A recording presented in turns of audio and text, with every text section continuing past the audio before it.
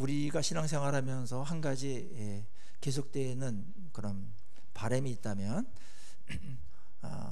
세상이 어떻게 변하든 또 우리의 환경이 어떻든지 간에 신앙을 잘 지키고 하나님의 나라를 위해서 정말 기쁜 마음으로 충성하고 봉사하고 많은 사람들에게 사랑을 베풀고 주님께 영광을 돌리는 그런 삶을 어떻게 살 수 있을까, 그런 바람이 우리에게 있습니다.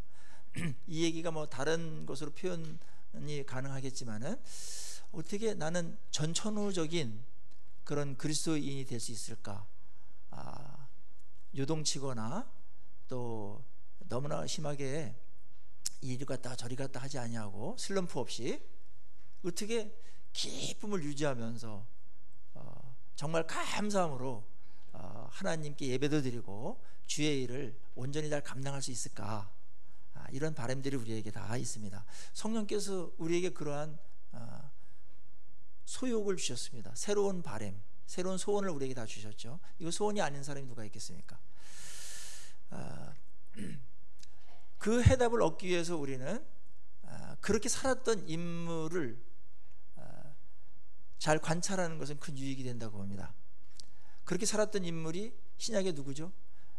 바울이었습니다. 이 에베소서를 쓴 그 바울은 회심한 이후에 한 번도 뭐 후회를 하든지 어떤 일에 대해서 원망을 한다든지 그런 흔적이 한 번도 없습니다. 오히려 감사가 넘치고 예수님 때문에 고난을 받고 그 엄청난 서슬이 펄은 그런 핍박 속에서도 굴하지 않고 하나님의 나라를 위해서, 복음을 위해서 일생을 일관되게 전천후적으로 달려갑니다. 그것도 기쁨으로. 어떻게 보면은 인간으로서 이거 감당할 수 있겠나, 이 상황이 내가 맞이했다라면 나는 정말 어떻게 반응했을까, 저렇게까지는 어려울 텐데 하는 생각이 드는 장면들이 바울의 일생 동안에 많이 촘촘히 있습니다.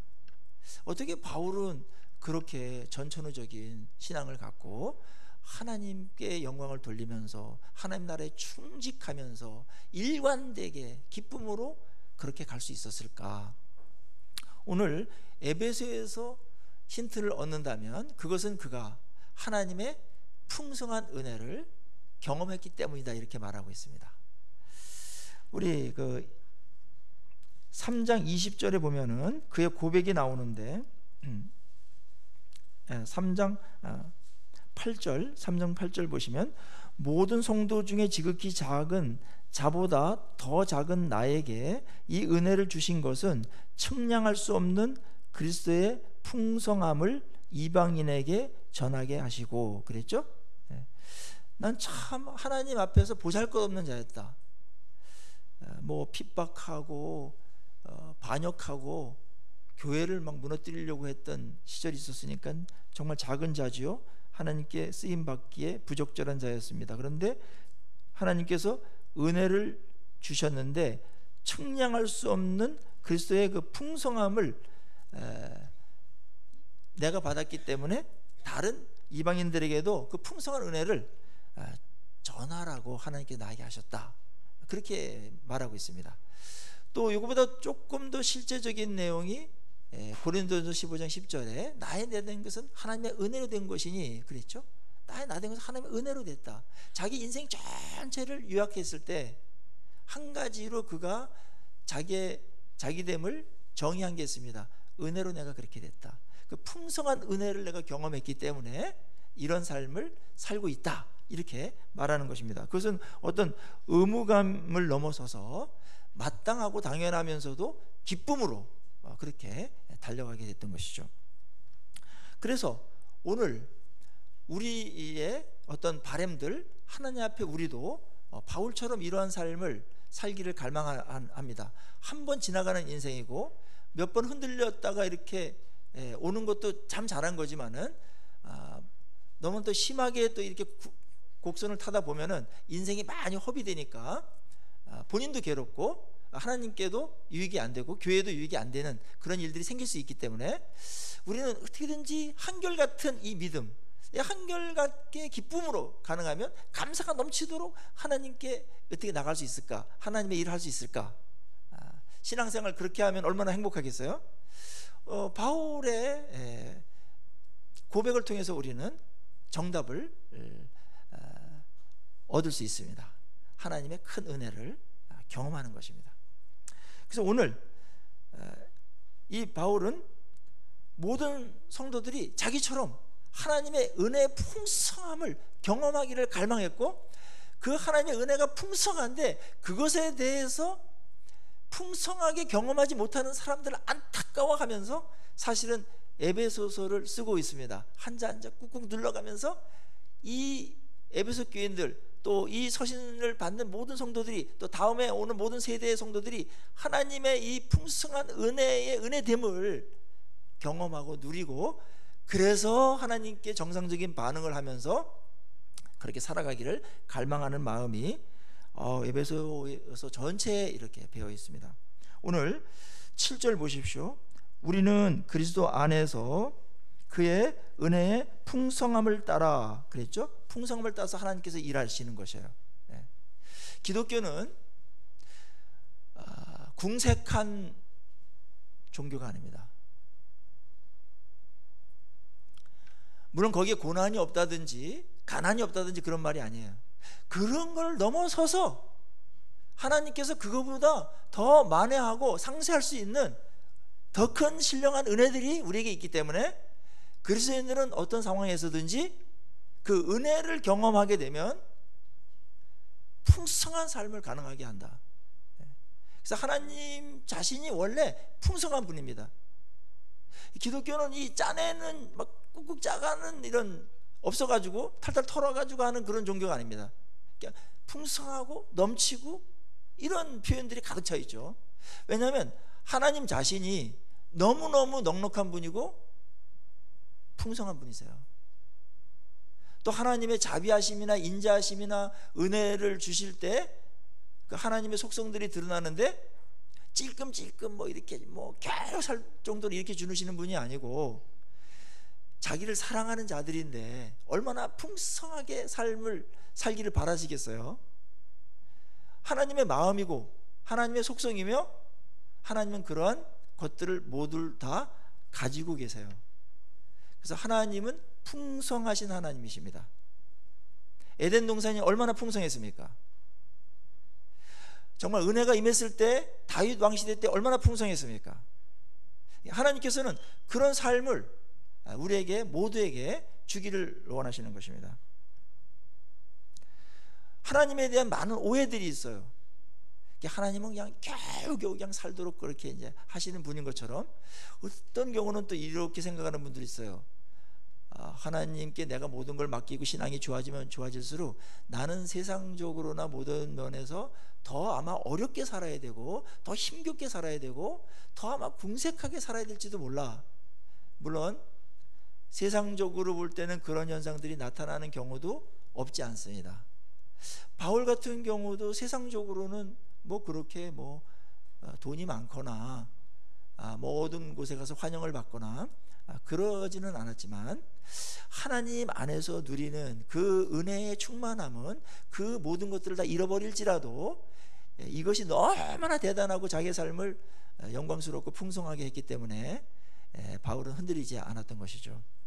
이것은 모든 기독교인들이 걸어가야 될 길이고, 어떻게 보면 하나님께서 우리에게 주시고자 하는 아주 귀한 자리이기도 한 것입니다.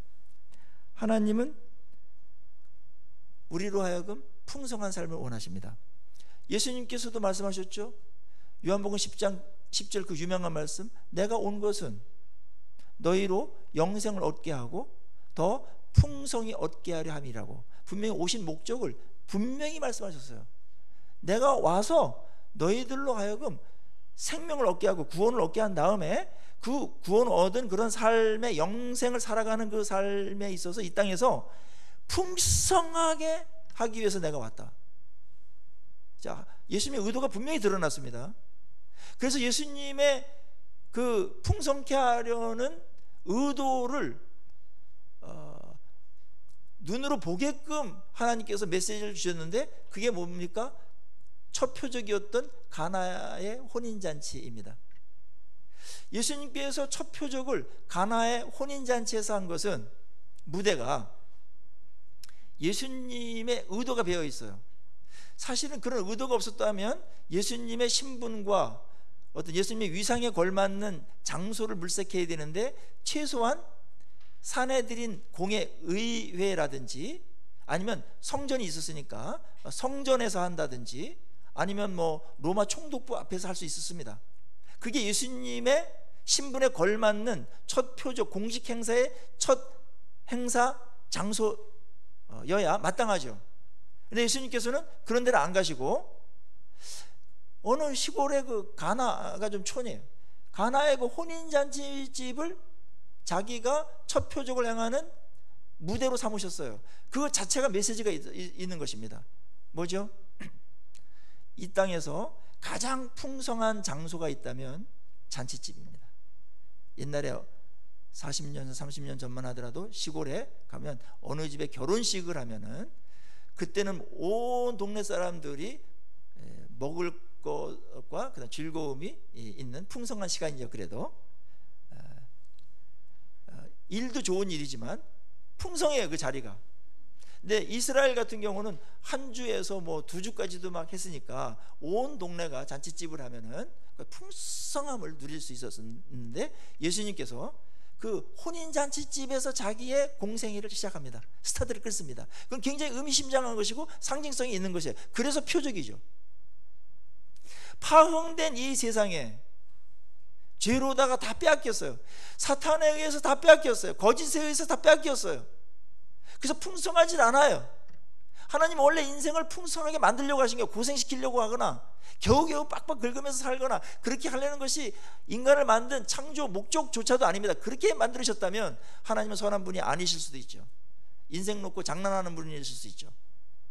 하나님 그런 분이 아닙니다. 하나님의 원래 중심의 마음은 풍성한 삶을 살기를 원하시는 것입니다. 그런데 이 땅에서 주시는 그런 것들도 곁들이시지만 그게 주가 아니고, 하나님께서 주시는 신령한 복들로, 신령한 은혜들로 풍성한 삶을 살아가는 모습을 보여주면서 세상에 도전하고 세상의 가치관을 바뀌고 세상에게 충격을 주려고 하는 것이 하나님의 의도였어요. 오늘날 그리스도인들은 이 풍성함을 때때로 놓치거나 아니면 엉뚱한 곳에서 풍성함을 갖고 와가지고 살려고 하는, 그 신앙은 그 풍성함 때문에, 세상적인 풍성함 때문에 더 나빠질 수 있는 그런 아주 위험한 풍성함들을 추구할 때도 있습니다.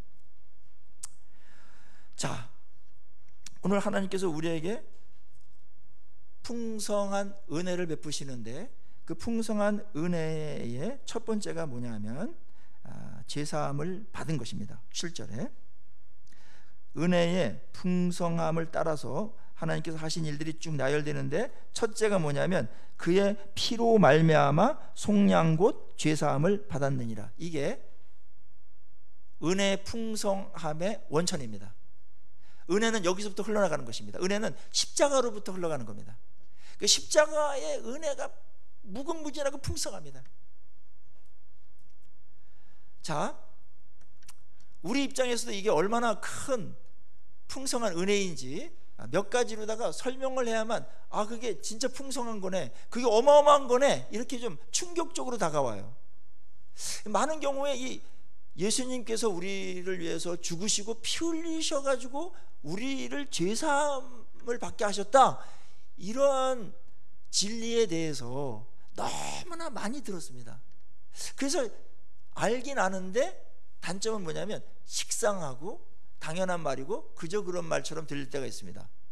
마치 우리 학생들에게 내가 너를 어떻게 낳았는지 알아? 라든지, 그 다음에 뭐 여러 가지 뭐 감동적인 얘기를 해주더라도 그냥 그저 그런 것처럼 이렇게 들릴 때가 있지 않습니까? 그런 것처럼.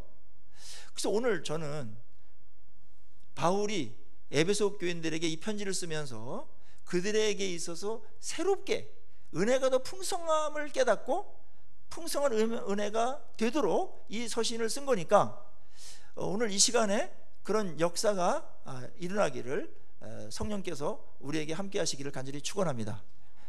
결국은 은혜가 은혜 되어지는 것, 이게 관건입니다.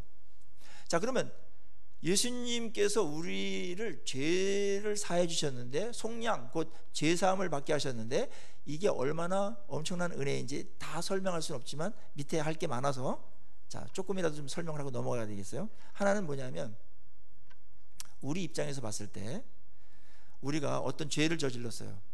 그래서 청송감호소에 가가지고 20년을 복역하도록 돼 있다고 생각을 해봅시다. 저번에 한번 갔었을 때 놀라운 충격은 청소년들이 거기에 몇몇이 예배드리러 왔더라고요. 최소한 한 10년 이상을 복역해야 될 것 같은데요.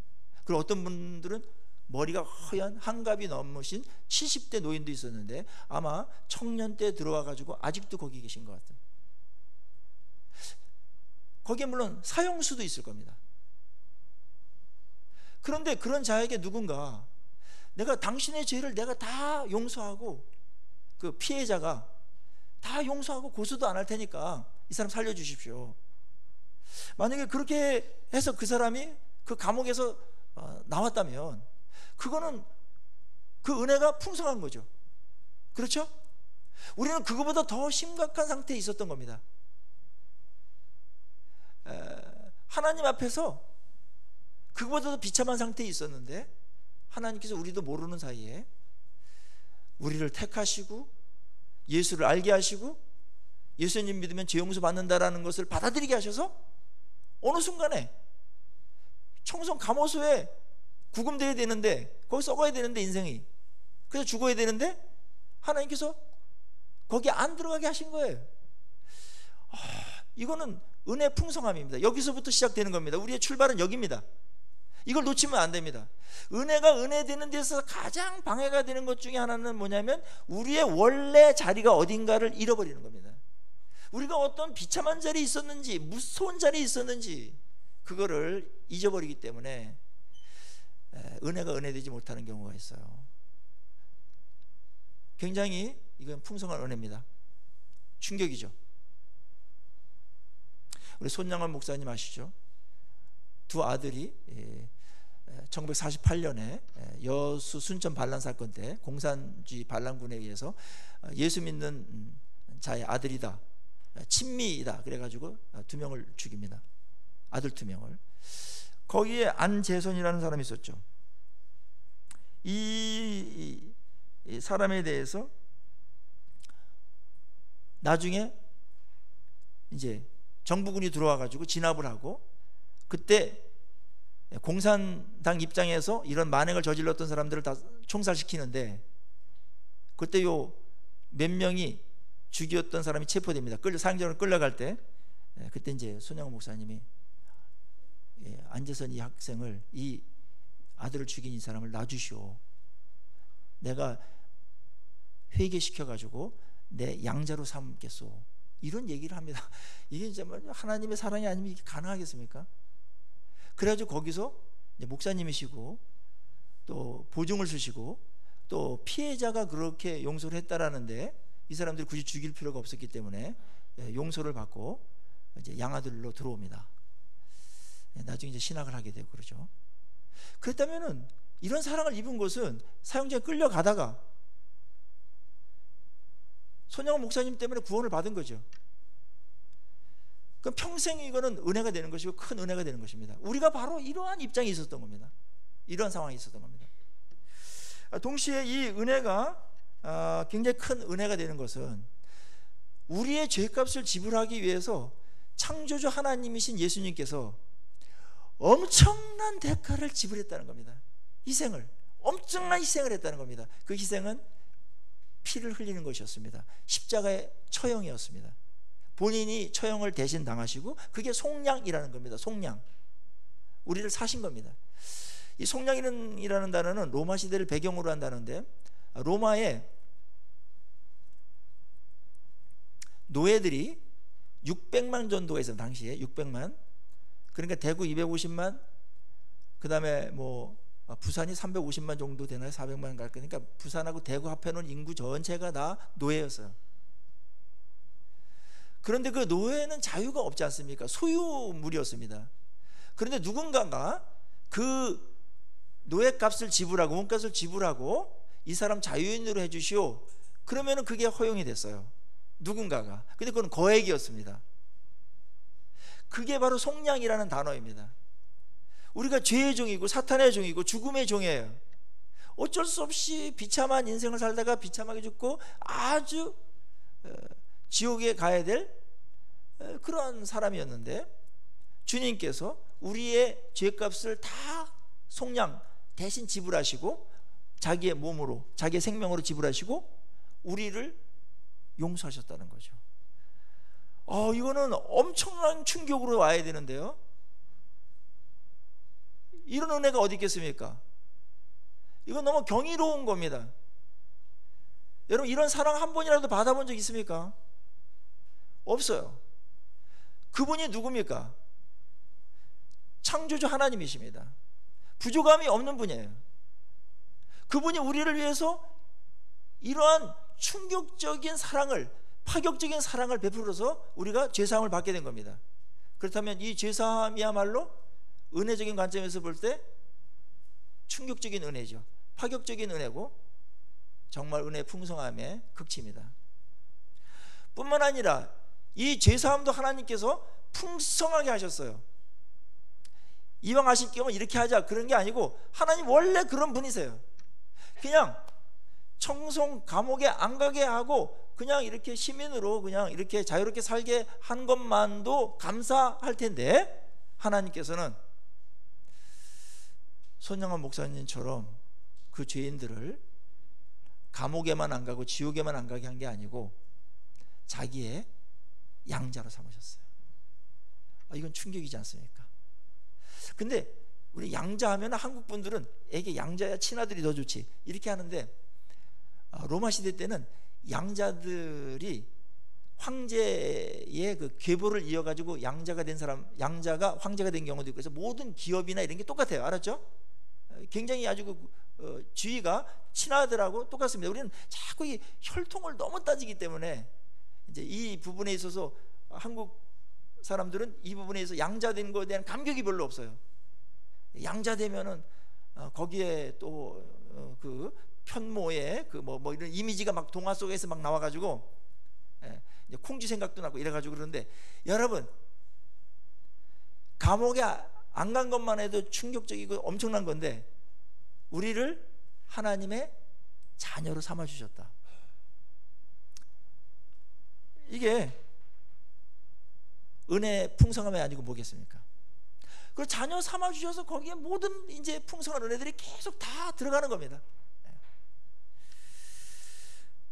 저는 이 은혜의 원천인 우리의 죄 사함 받은 이 자리, 십자가의 그 놀라운 사랑에 대해서, 은혜에 대해서 다시 한번 성령의 충만함으로, 성령의 지혜와 성령의 총명함으로 인해서 이 사건이 여러분의 사건이 되어지고 정말 큰 은혜로 그렇게 받아들이기를 간절히 축원합니다.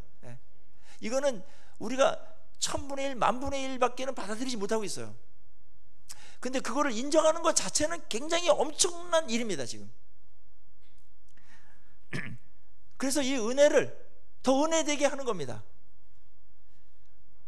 이 은혜에 반응하면서 하나님께 살아가는 것을 하나님은 영광을 받으신다고 말하는 것이고, 그 은혜가 헛되지 않게 한다는 면에서 하나님을 존중하는 것이고, 십자가를 존귀하게 여기고 십자가를 영광스럽게 여기는 것입니다.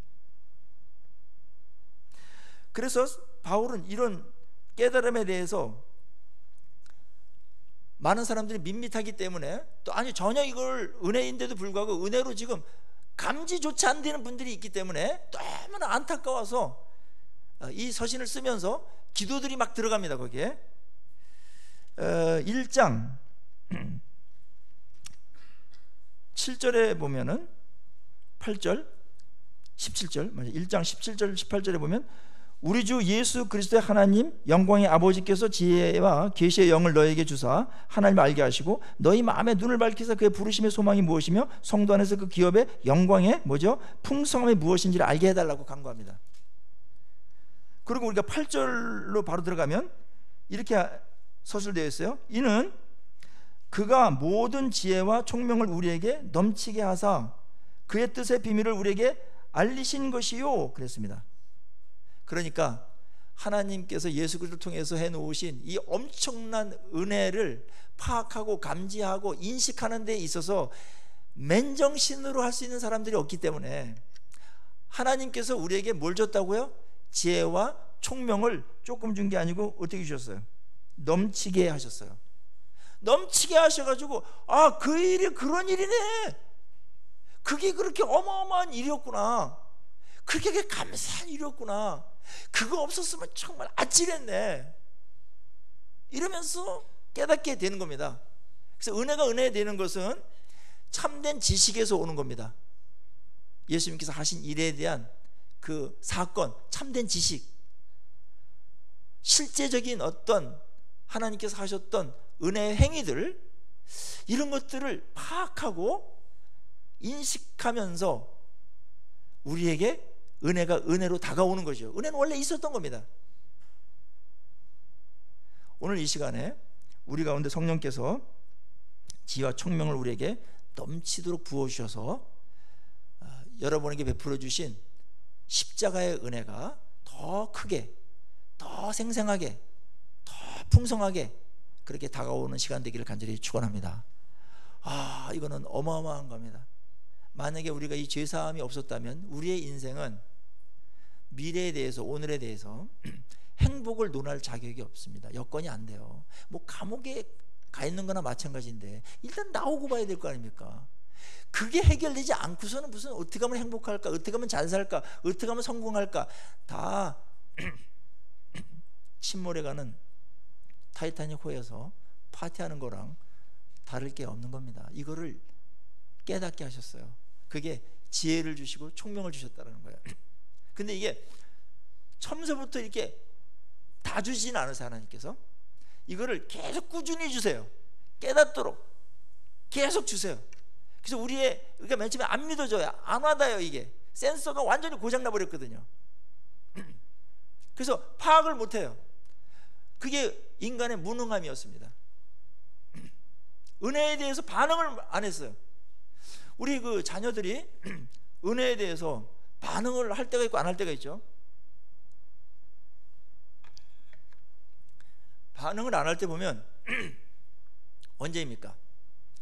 부모님이 날 사랑하지 않는 것 같아, 막 이런 때가 있죠. 그리고 가출하려고 막 그럴 때가 있는데, 그때는 뭐냐면은 이런 겁니다. 자기가 뭔가 하고 싶어. 근데 그걸 못하게 해. 더 좋은 것을 하려고 부모님은 아시기 때문에 그걸 하라고 그러는데 자기는 하기 싫어. 자기 고집대로 살고 싶어. 내 멋대로 살고 싶어. 자기 하고 싶은 게 따로 있어요. 그 욕망이 따로 있어. 그럴 때는 부모님의 은혜가 은혜되지 않습니다. 그런 면에서 우리가 은혜가 은혜되기 위해서 우리 안에 있는 내 나름대로 살고자 하는 내 욕망을 내려놓는 일이 필요합니다. 이게 센서를 고장나게 만든 겁니다. 죄가 센서를 고장나게 만든 겁니다. 그래서 18절에 너희 마음의 눈을 밝혀달라고 기도하면서 그의 부르심의 소망이 무엇이며 성도 안에서 그 기업의 풍성함이 무엇인지를 알게 해달라고 기도하고 있는 겁니다. 마음의 눈이 밝아져야 돼요. 마음의 눈이. 마음의 눈을 어둡게 하는 게 있다는 거죠. 그게 우리 욕망이고 죄입니다. 교만입니다. 그러면 이게 은혜가 엄청난 것인데도 불구하고 파악이 안 돼요. 파악이 순수하지 않으니까. 그리고 자기가 원하는 것 조금 해주면 하나님 은혜로운 하나님이라고 말하지만 그게 또 이루어지지 않고 하나님이 더 귀한 것들을 주시는데 거기에서는 관심이 하나도 없고 어느 하나에 꼽혀가지고 세상적인 거, 그렇게 가면은 은혜가 약해질 수밖에 없죠. 우리는 이 고장난, 작동이 잘 안 된, 무뎌진 이 마음의 센서, 영혼의 센서를 새롭게 해야 됩니다. 아주 민감하도록. 그러기 위해서 우리의 욕망을 내려놓는 일을 해야 됩니다. 하나님께 맞춰야 됩니다. 그러면 은혜가 막 은혜로 확 이렇게 들어오는 건데요. 바울은 이것 때문에 이 서신서를 쓰고 있는 것이고, 우리 모든 성도들이 늘 잘 관리해야 될 부분이 바로 이 마음의 눈을 여는 겁니다.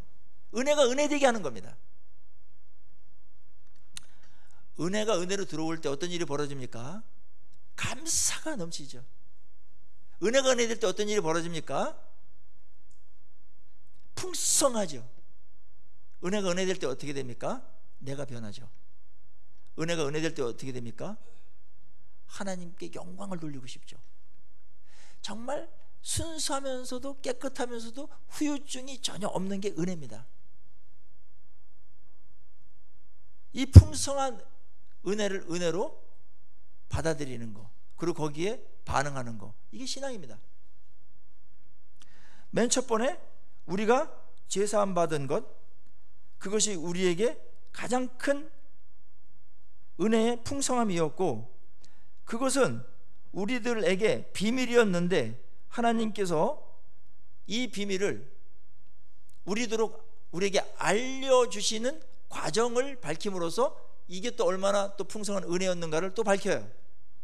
그거는 죄사함을 받아서 하나님의 자녀가 된 것은 그 자체로도 엄청난 은혜였지만, 과정을 보면은 그게 얼마나 또 큰 은혜인가를 또 새롭게 발견하게 됩니다.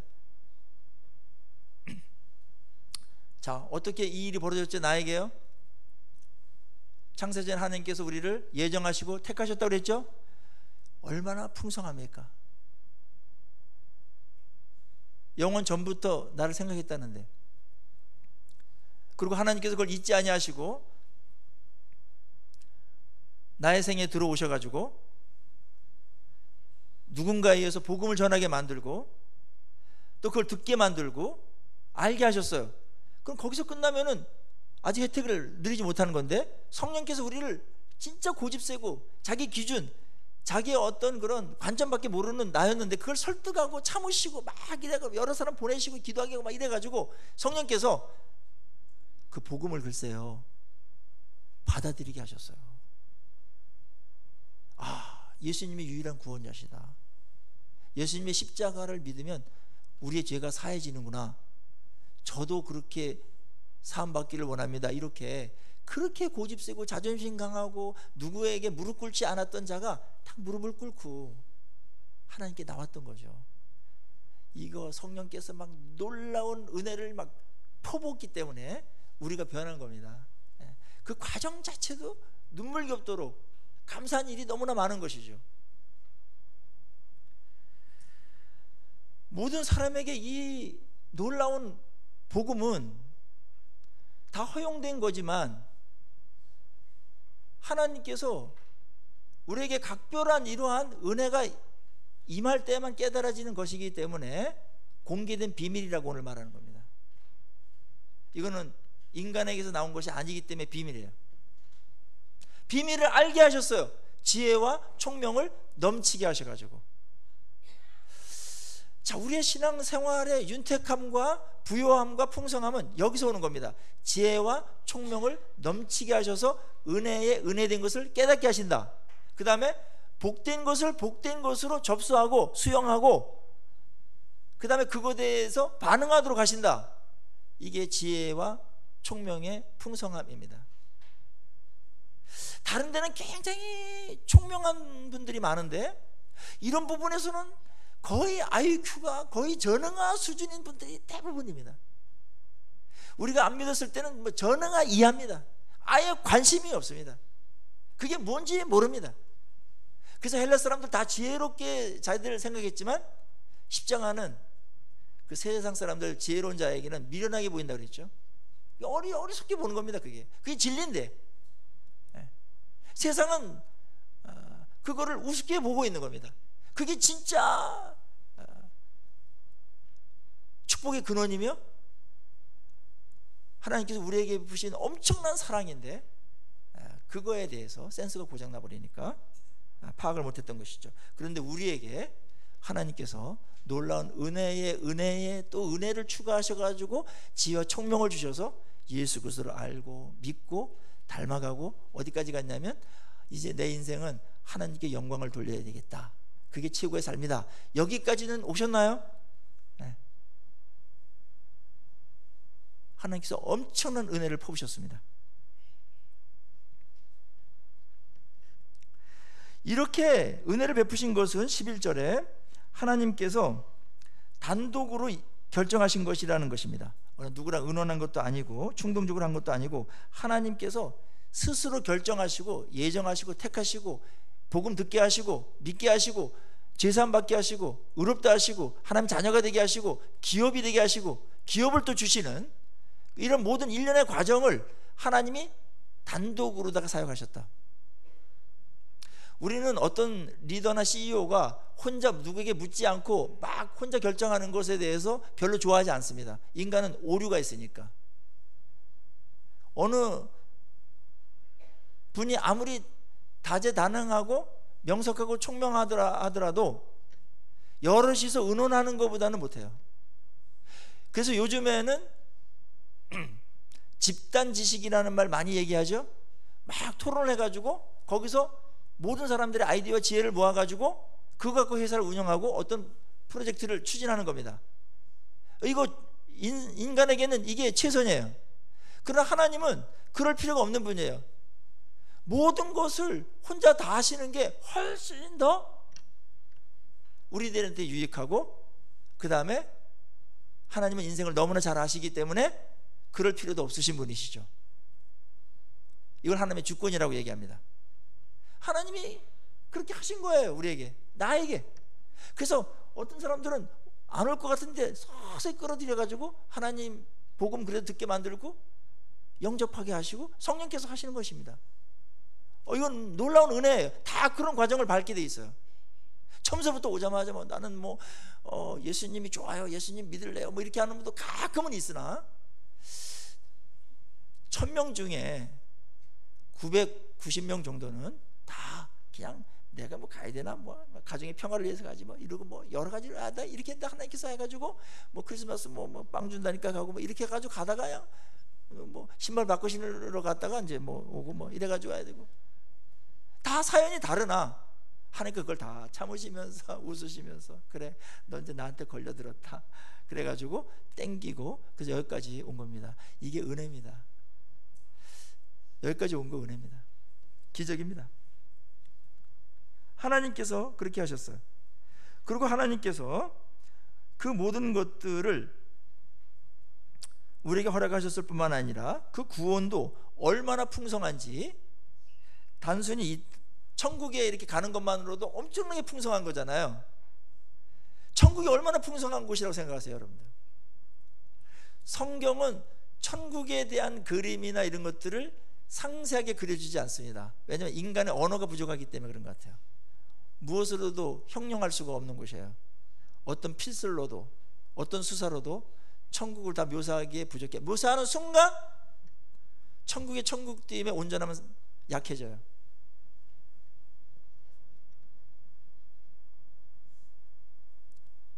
그런 천국을 기업으로 받은 것도 엄청난 것인데, 이 땅에 있는 동안에도 하나님께서는 우리를 기업으로 삼으셨다고 말하고 있죠. 기업으로 삼는다는 것은 자기의 것이라는 주장이세요. 내가 너를 내 거로 뽑았다, 그겁니다. 기업이 되겠다는 것은, 이거는 구약적인 용어이지 않습니까? 구약의 12지파가 그 땅을 기업으로 받을 때 어떻게 해요? 제비를 뽑죠. 그래서 제비를 뽑으면 그 지역이 자기 땅이 되는 거예요. 그게 기업이 되는 거예요. 하나님이 우리를 뽑으셨다는 거예요. 여러분 각자를 뽑으셨다는 거예요. 그래서 하나님의 것이 되고 하나님의 소유가 됐다는 겁니다. 이거는 어마어마한 풍성함이에요. 또 다른, 단순히 너 이 땅에서 그냥 있다가 천국 가, 천국 괜찮은 곳이야 이렇게 해가지고 보내도 그거는 어마어마한 건데, 이 땅에서 하나님께서 나를 택하시고 뽑으셨어요. 하나님의 기업이 되게 하셨어요. 하나님의 소유가 되게 해서 존귀한, 누구도 건드리지 못해요. 누구도 하나님은 이 소유를 빼앗기지 않습니다. 하나님의 마음이 거기에 가 있어요. 이 소유에. 하나님 자신이 택하신 예수를 믿는 하나님의 자녀들에게 하나님의 마음이 다가 있습니다. 우리의 자녀들에게 우리의 마음이 가 있는 것처럼. 그래서 하나님을 집중적으로 사랑하는 겁니다. 그 소유된 그 백성들, 그 자녀들이 이 땅에서 어떻게 하냐에 따라서 이 땅의 운명과 역사와 미래가 다 결정되도록 해버린 겁니다. 얼마나 엄청난 풍성함입니까? 하나님이 우리를 그렇게 존귀하게 대해 주시는 겁니다. 하나님이 그 소유를 삼으신 것에 대해서 성령님이 기업의 보증이 되세요. 성령께서 우리에게 그 소유권에 대해서 인치세요. 참 이게 놀라운 말씀이 계속 이어지고 있습니다. 13절 보십시오. 그 안에서 너희도 진리의 말씀 곧 너희 구원의 복음을 듣고, 맨 처음 들었죠? 그 안에서 또한 믿었죠? 약속의 성령으로 어떻게 했어요? 인치심을 받았다. 그래서 성령께서 우리 기업의 보증이 되셨다. 이 은혜의 풍성함이 얼마나 엄청난 것이냐면, 하나님이 계획하시고 예수님 추진하시고 성령께서 누리게 하신 겁니다. 또 보증을 삼으셨어요. 삼위일체가 다 등장하십니다. 우리가 뭔데 이렇게 삼위일체가 다 총동원 하셔가지고 이 일들을 이루시려고 하는지 너무나 감격적인 일이죠. 성령께서 우리로 하여금 너는 하나님의 자녀야, 하나님의 것이야, 이렇게 인쳤다라는 겁니다. 우리 인쳤다라는 것은 많이 들어서 아실 것이에요. 광야에 양무리들이 많이 섞여 있는데, 그때 주인의 그 인장 문양이 살려 이제 있는 그런 쇠를 달고 가지고 이마에다 딱딱 찍지요. 그럼 이제 여기 딱딱 이제 마크를 달고서 난 누구 소유야 이렇게 하면서 이제 풀 뜯어 먹고 이제 사는 겁니다. 그거예요. 하나님의 소유권, 하나님의 것이라는 표시죠. 그럼 오늘날 우리에게 성령께서 하나님의 자녀인 것을 인쳐서 넌 내 거야, 그렇게 확증을 해주시고 보증을 해주시는 표시를 해주신다고 그랬는데, 그럼 성령님께서 우리는 어디다가 하나, 이마에 하나, 팔에 하나, 어디다 하나, 이렇게 생각하실 수 있죠. 어디다 하죠? 하나님께서 성령이 우리가 하나님의 자녀인 것을 성령께서 어떻게 인치시죠? 이것은 이겁니다. 우리가 예수 그리스도를 나의 구주로 믿고, 그 다음에 그 믿음으로 인해서 고백이 나오고, 그 다음에 나는 누가 뭐래도 예수를 믿었기 때문에 하나님의 자녀다라는 확신, 그거는 성령께서 주시는 인치심입니다. 그 확신이. 그러니까 우리가 이 땅을 살아가면서 누가 뭐래도 성령께서 계속해서 우리에게 인쳐주셔요. 너는 누가 뭐래도 하나님의 자녀야. 우리 속에서 성령께서 하나님의 자녀임을 증거하시나니 그랬죠. 너 그렇게 못 살고 그렇게 죄를 짓고 넘어지고 신앙생활을 그렇게 잘하지는 않지만, 그럼에도 불구하고 너는 예수를 믿었기 때문에, 믿고 있기 때문에 하나님의 자녀란다. 계속해서 우리에게 확인시켜 줍니다. 그러면서 좋아지고 있죠. 은혜되죠. 처음부터 은혜가 확 들어오지 않아요. 은혜가 된다는 것은 성숙과 연결되어 있고 철이 나는 것과 연결되어 있는 것 아니겠습니까? 우리 자녀가 철이 들면서 은혜로 들어오면서 효자가 되죠. 그런 것처럼 지혜와 총명으로 계속 넘치도록 주세요. 근데 우리 센서가 워낙 고장나 있기 때문에 이게 이제 받아들이는 게 조금밖에 못 받아들여가지고 또 잊어버리고 까먹고 이래가지고 시간들이 걸립니다. 그 과정에 성령께서 계속해서 확신을 주세요. 너는 누가 뭐래도 너는 하나님의 아들이다. 너 예수 믿지? 그거면 되는 거야. 그렇게 하나님께서 우리에게 계속해서 확신을 주시죠. 성령의 인치심입니다. 그리고 이 인치심에 있어서 여러분들 분명히 여러분들도 여러분 자신에 대해서 설득해야 될 것을 뭐냐면, 내가 예수 그리스도를 믿는 이상 성경에서 말했듯이 나는 하나님의 자녀다, 그거를 시인하시고 고백하시기를 바랍니다. 이게 하나님께 영광을 돌리는 겁니다. 자, 이제 이 정도 되면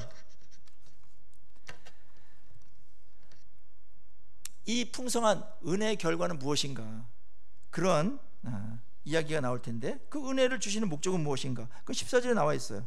이는 우리 기업의 보증이 되사 그 얻으신 것을 속량하시고 뭐예요? 그의 영광을 찬송하게 하려는 것이다.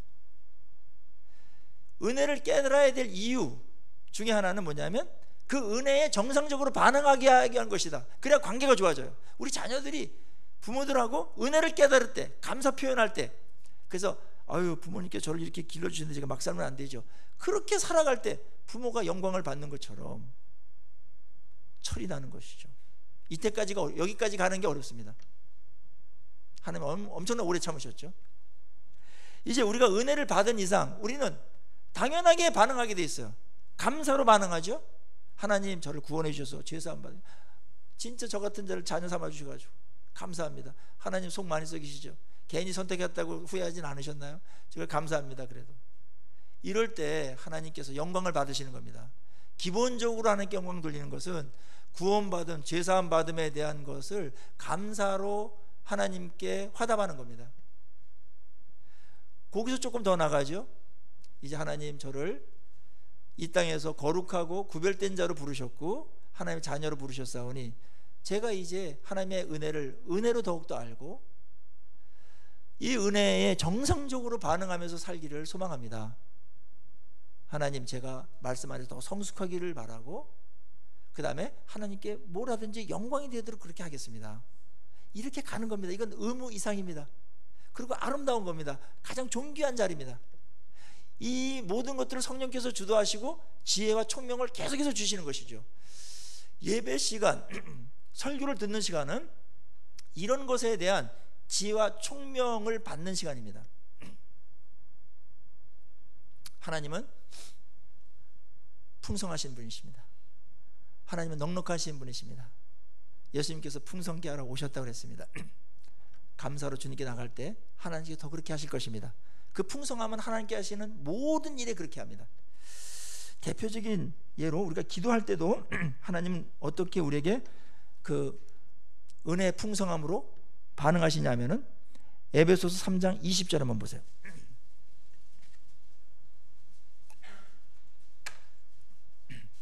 한번 같이 한번 읽겠습니다. 20절 시작.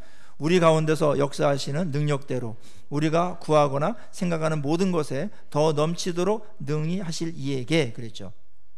하나님은요, 이 풍성함이 죄사함할 때 시작해가지고 그 이후에 하나님 백성들의 자녀들에게 계속해서 이 풍성한 은혜를 주시는데, 자, 기도할 때 어떻게 하나님께서 우리에게 그 기도를 풍성하게 대해 주시냐면, 우리가 구하거나 생각하는 모든 것에 어떻게 해요?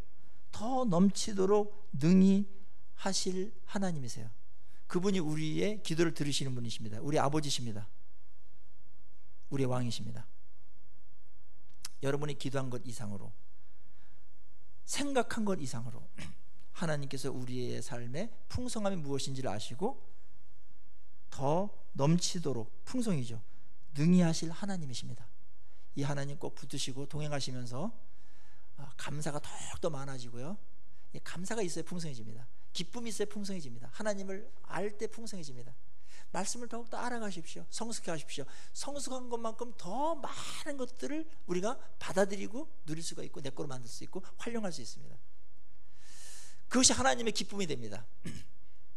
이런 풍성한 하나님 올해 더욱더 많이 경험하시고 은혜 풍성함 더욱더 누리시고 또 거기에 화답하시면서 하나님께 영광 돌리는 한 해가 되기를 간절히 축원합니다. 우리 같이 기도하시면서 나가십시다.